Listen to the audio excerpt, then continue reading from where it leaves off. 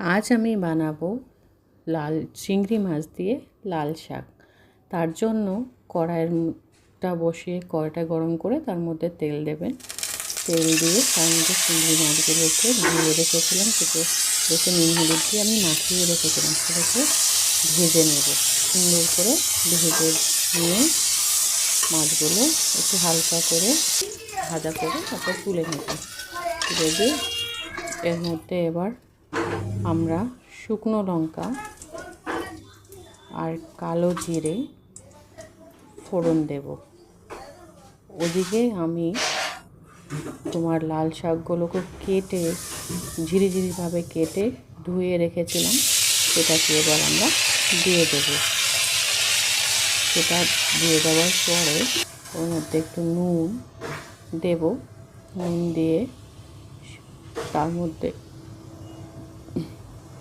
সামান্য একটু হলুদ দেবেন আর নাড়াচাড়া দিয়ে ওটাকে সুন্দর করে নাড়াচাড়া দিয়ে ঢাকা দিয়ে দেবেন। ঢাকা দিয়ে দেবেন। এমনি তো বৃষ্টির দিনের শাক খুব সুন্দর জল ছাড়ে আর খেতেও খুব ভালো হয়, মিষ্টি মিষ্টি স্বাদ হয়।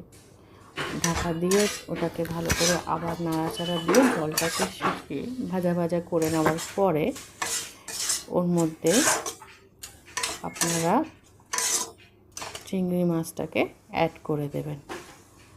চিংড়ি মাছটা দিয়ে এবার খুব সুন্দর করে ওটাকে নাড়াচাড়া দেবেন, যেমন খুব ভালো করে মিশে যায় দুটোই, আর চিংড়ি মাছের স্বাদটাও যেরকম শাকের সাথে খুব সুন্দর করে মিশে যায়। মিশে যাওয়ার পরে আমাদের চিংড়ি মাছ দিয়ে শাক হওয়ার মধ্যেই এটা হয়ে গেছে রেডি। এটা আমাদের আজকে